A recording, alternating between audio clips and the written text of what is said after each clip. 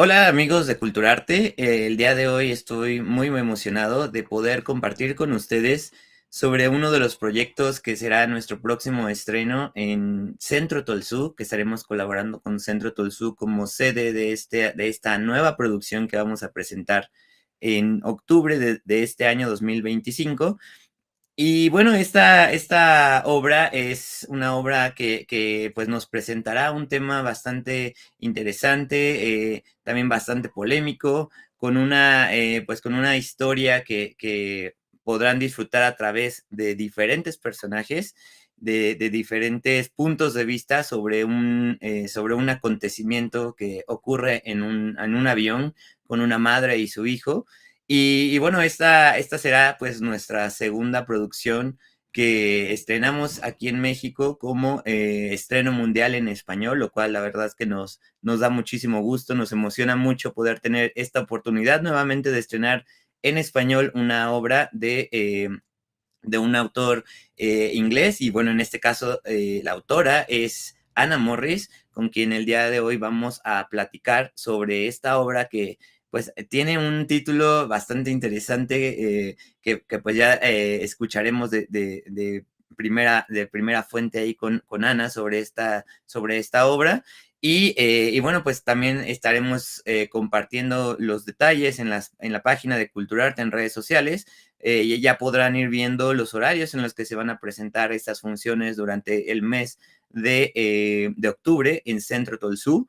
Y también pues les estaremos compartiendo en redes sociales sobre la liga para compra de boletos, toda la información sobre estas presentaciones que estamos preparando para ustedes.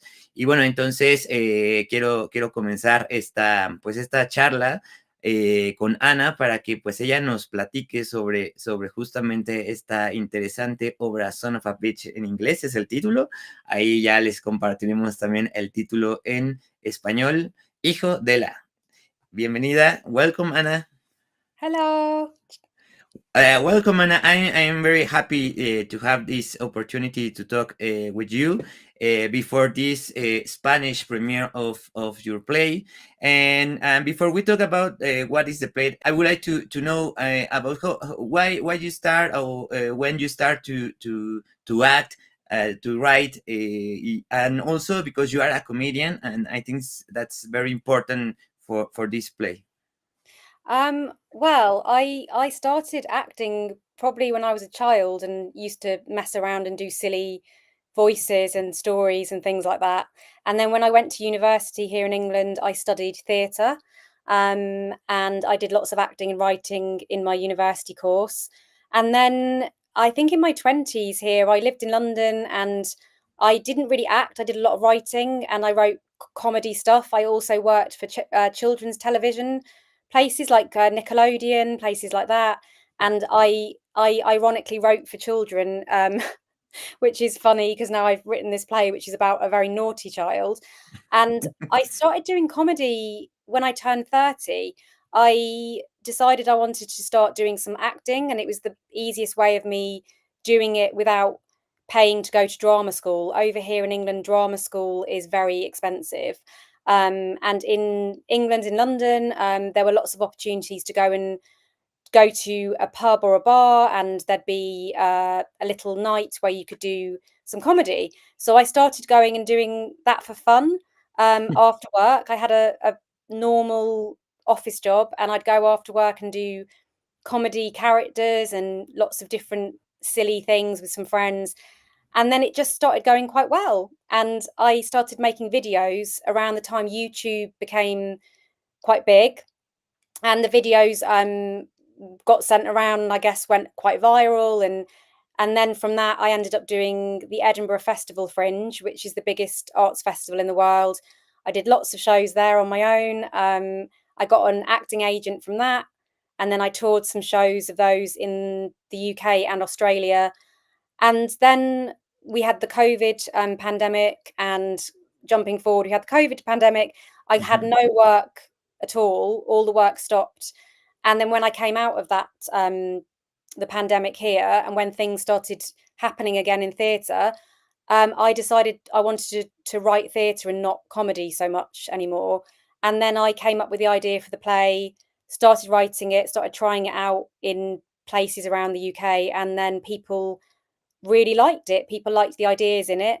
And then here we are now, which is a place I never thought I'd be, having a play on in Mexico. So hopefully that's not a long explanation, but that's how I've jumped from all the Yeah. things I've done to this place now. And it came out of me wanting to do something different and talk about these important topics, really. Yeah, and what can you tell us about the origin of this play? What was created for your experience, like presenting for the first time that kind of topics, or where do you get the idea about everything that is the play?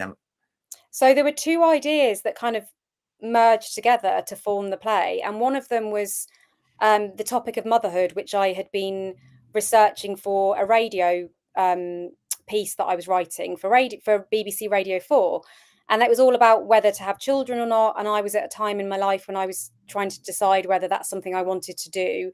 And at my age at that time, I had to kind of hurry up and decide whether that was something I was going to do. And it was quite a scary thought.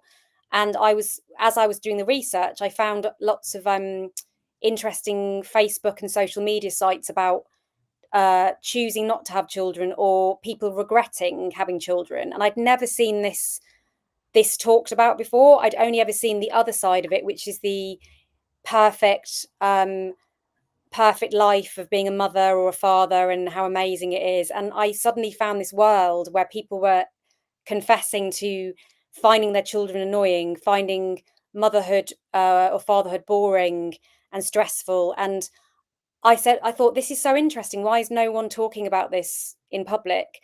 Mhm. And then the other idea that came was an article I read about plane rage and how people get angry on planes, and how, because we film everything now on our phones, how this idea of what they call plane rage was becoming more public. So I read all these stories about people being filmed on planes, um, having too much to drink, being rude, being thrown off the plane and arrested. And I thought, wow, what a great idea to have something that happens on a plane, but is to do with this this woman who finds her child really difficult, and in a moment of madness screams at the child and swears at the child and calls the child the worst word you can think of. And then it just came into my head like that. So it was two ideas, and that's how it began. It began with a plane and a mother who finds her child very difficult. Yeah. And also you add like a comedy in that play, and I think that's very clever to talk about all these kind of topics, because you say it's motherhood, it's about the child, it's about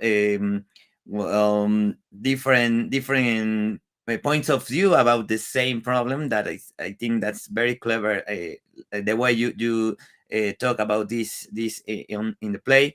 So you premiered this play in the festival, and it went very good there, no?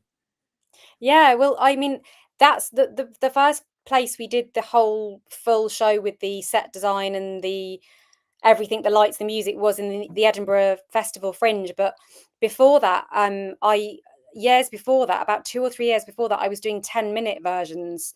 Over here in the UK, we have nights, theatre nights, where people can try 10 minutes of a play, and then they get feedback from the audience. So actually, the first version was 10 minutes. That was it. And the first version is probably very true to the first 10 minutes of the play, where there's been an incident on the plane and you see the fallout from that. And there's a lot of comedy in that first 10 minutes. And when I first did it in these nights when I was trying it, people really liked it. And the biggest thing for me is people started talking about it afterwards in the bar. So I would finish doing the performance and then I'd go to the bar, and I could hear people talking and judging the woman and judging the character, and talking about, some people, I could hear them saying, "Oh, I would never want kids there. I would never want to be a parent." And other people saying, "Oh, I really want to, but I'm nervous." And I just thought, this has got something in it because people are talking. And if you can write theatre that's making people talk and laugh, I think that's special. So it took a while to get to that final hour. And it took a lot of work and a lot of rewrites and a lot of stuff. And then the final hour was the thing I was really happy with, but it took quite a long time to get there. And then after the festival, you have this premiere in sorry, this season in London, Mhm. and it was this year, no? Yeah, we did. The play got transferred to London to a really lovely theatre called the Southwark Playhouse, and it was a 3-week run. And for that one, it was great because we had more space in that room, and we had more time and budget to make a really good set. So the set design in that was more like a plane with the strip lights. So when you're in the audience, you feel like you're on a plane, and that was really exciting because it felt like the world that I'd created was coming alive, I suppose. And that was really, really fun, just going back to it and doing it in a bigger space and also to a bigger audience and getting more people to see it, which was really exciting. I really enjoyed that run. And what about the title? I think it's very intriguing. Is it captivated, kept your attention? No, why you decide to call the play "Son of a Bitch"? Well, that wasn't the original title, actually. When I first wrote it, I really struggled with what to call it. And I think I called it Mum's the Word, which is, I don't know if that's a phrase you would have in Mexico, but in England, we have lots of strange phrases. And Mum's the Word over here, I don't know where it comes from, but it's a kind of phrase that means be quiet. Um, I don't know why, but it's a phrase people use if you tell someone a secret. They might say, "Oh, mum's the word." I don't know where that comes from. It might be an old thing, um, Mm.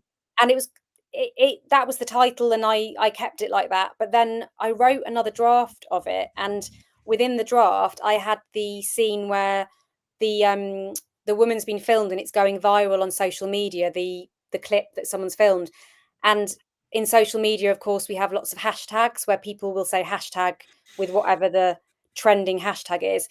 And I came up with this idea that because it's her son, and a lot of people say that phrase "son of a bitch" a lot, that I thought it would be fun if people started doing hashtag "son of a bitch," talking about the son and how she must be this awful person. And then I thought, hang on a minute, that's a much better title.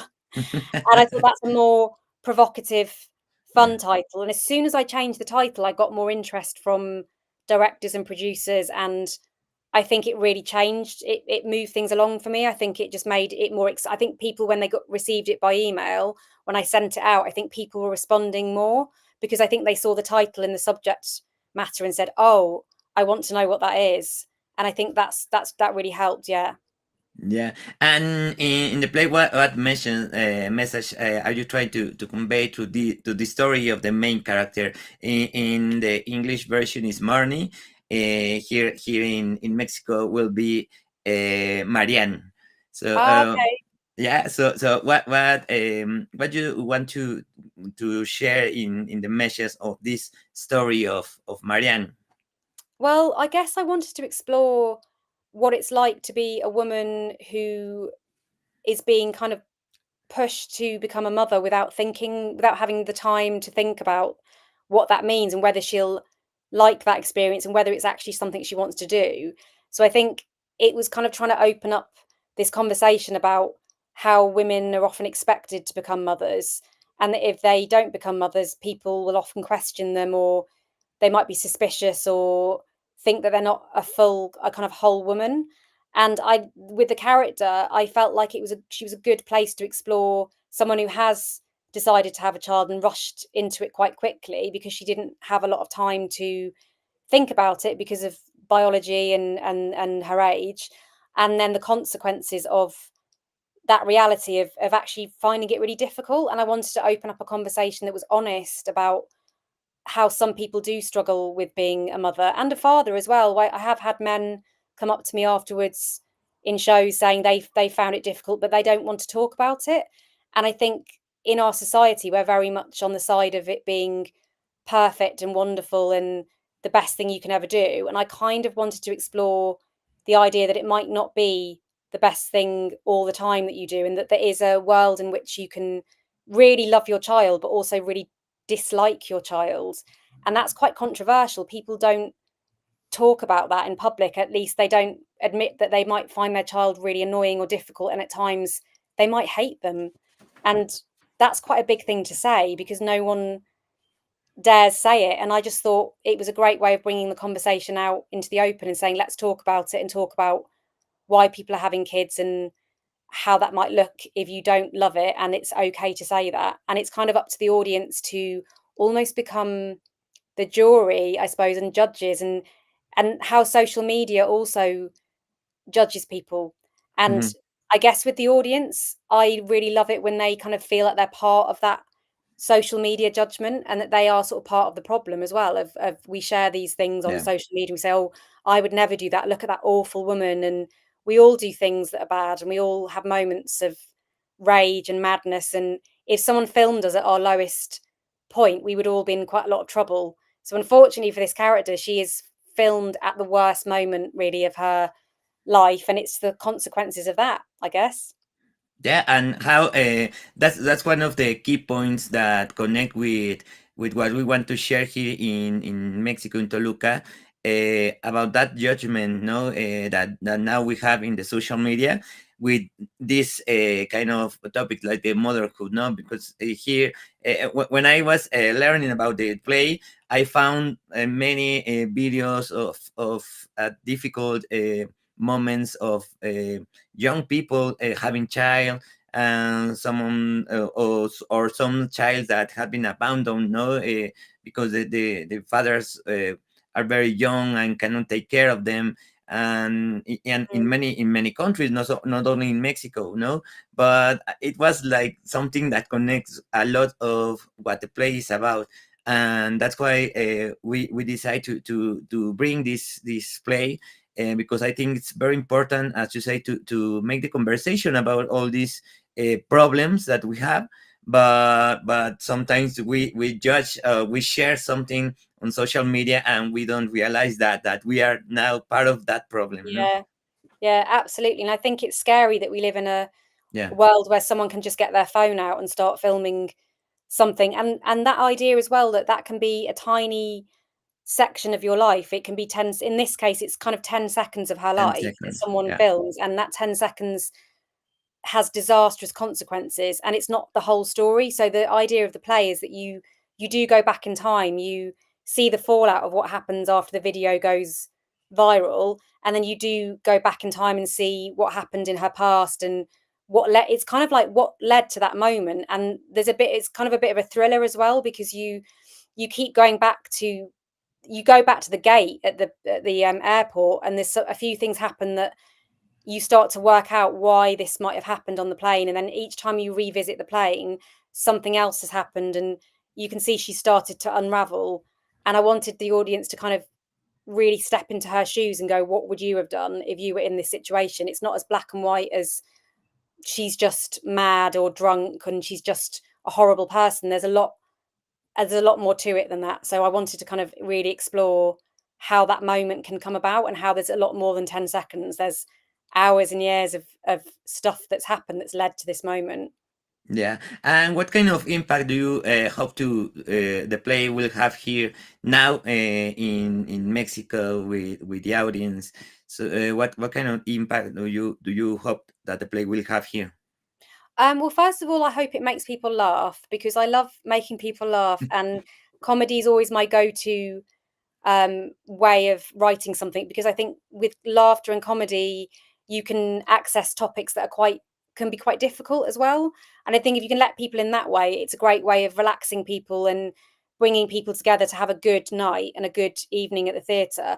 And it also means that people can access the kind of deeper, darker questions. And I'm hoping that as well as making people laugh, it makes people think, and it makes people open up a conversation with their friends or partners or family about what they think of the character and what they think about having children. And also maybe it will open up a conversation for maybe people who might watch it who have got children and maybe have found it difficult. And I hope that it means that they don't feel as alone with it, and they can talk about how that's made them feel, and just kind of have a shared experience really. And also there might be younger people who are thinking about having children, and I'm not trying to do it to put them off and stop them having them, but they they might appreciate these topics being kind of Yeah. presented. It might be important for them as well, which is good. Yeah, and now that you're talking about the audience, I think that this play is for audience, not only for mothers, not just for fathers. It's an audience, a play that could be seen and enjoyed by many audiences, not many kind of audiences, and young audiences will also enjoy this play. What can you share about what kind of audiences is the play? Well, I was really surprised in when we did the show in the Edinburgh Festival, the range of ages, as you said, there were quite a few younger people and there were older people and grandparents, and I think it does resonate with lots of people for different ways. So the younger people, I think they found the social media aspect the most interesting because they live in a world, they've grown up in a world where they're on their phones a lot and they are often sharing things. And I think they found that really interesting. And I think for older people, my parents' age, for example, I think in their generation, they kind of just got on with it and never complained and never felt that they could talk about these as choices and talk about the choice to have a child. And I remember doing the first show, and an older lady came up to me and said, she said, "I once swore at my child, and I'm so ashamed. I've never told anyone that." And she was in her 70s, I think. And Okay. then the people around my age who um, had just had children were finding it difficult, or people who couldn't have them and found it quite moving and emotional. And there were also there were couples who were thinking about possibly having a child and they're still discussing it and they found it helpful because they felt they could step back and think about it a bit more.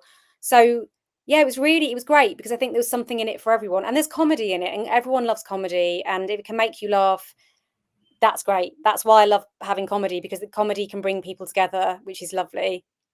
Yeah, and also I think we can share with the audience. Also, not spoilers. Don't worry, we won't say any spoilers of the of the story of the play. But I think the characters on the play connects a lot with these different ages in the audience. No, because you have like 20 different characters on the play. Yeah, Yes, it's a bit of a challenging play for is it Bester, your Betzer, your editor? Betsa del Valle. Yeah.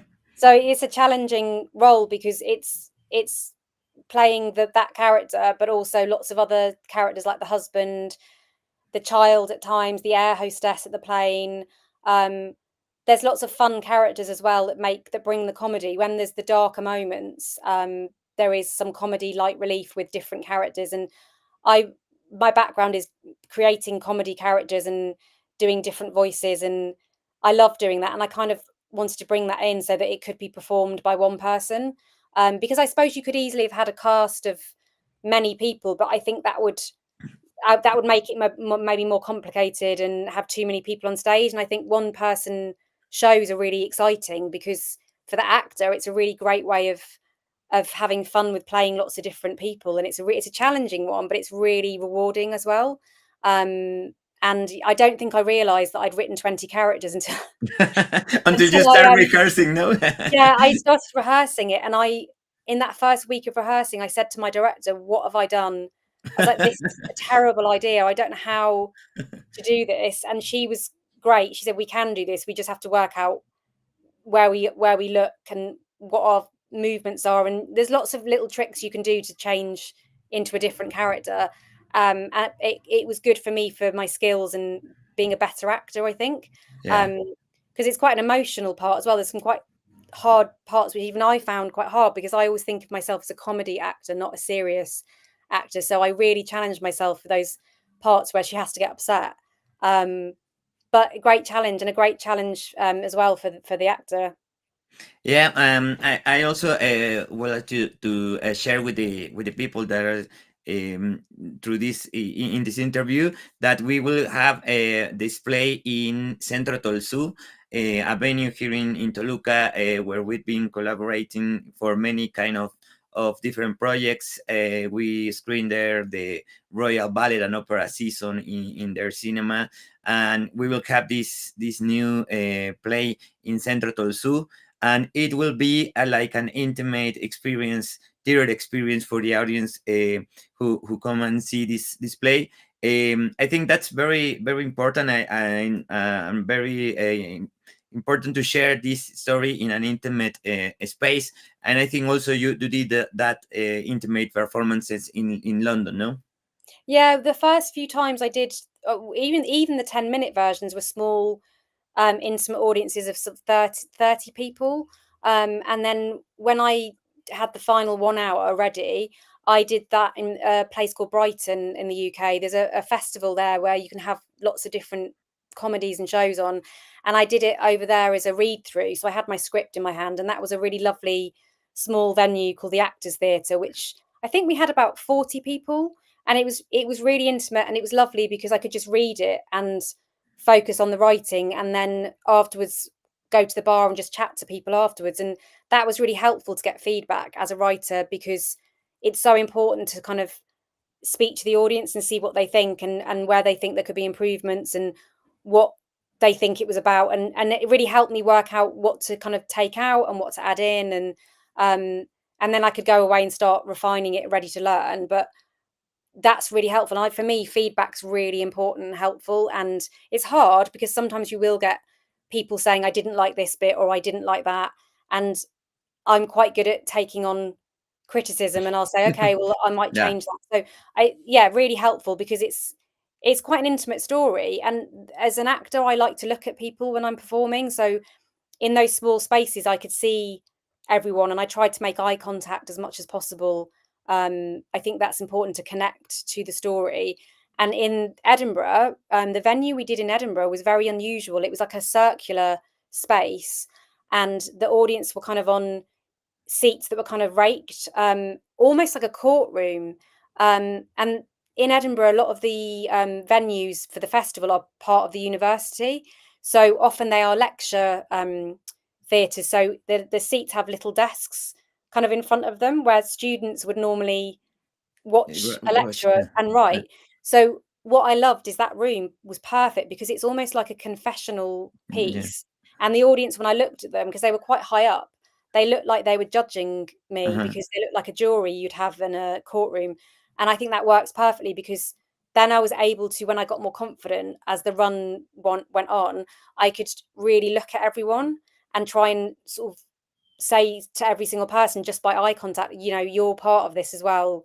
What do you think? Do you think that I'm a bad mother? Do you think I'm a bad person? And I think that's really, really special place to be, I think. And it made everyone feel like they were part of that world, which I really liked. Yeah, so also with the audience here in Toluca, expect that this experience will be very intimate.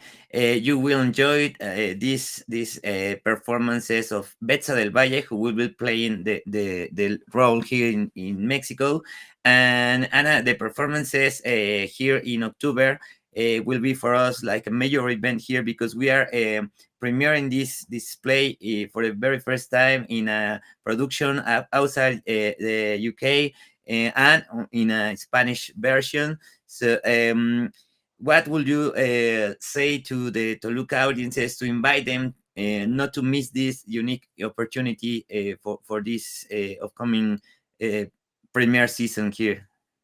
I'm so excited for you to see the play, and I really hope it makes you laugh. I hope it makes you, I want to say cry, but that doesn't sound very nice. I hope it makes you think, and Mhm. I hope it brings you conversations that you can have honestly with people. I'd love to know what people think as well. I'm really interested to know how it resonates with you, and that you have a fantastic day or night out when you go to the theatre, and you see it as a lovely social experience and a place to learn, and see if anything resonates with you, and see what kind of topics it brings up. Yeah, well, thank you very much for your time, Anna. Thank you for let us bringing this incredible play to our city, and it's been a pleasure to talk with you before these performances here. And I hope we can see you in a near future. You here in Mexico, and you can also enjoy this play now in Spanish with the Mexican audience. So thank you very much for your time. Thank you so much. I hope you all enjoy it. Thank you, Anna. Bye. Bye.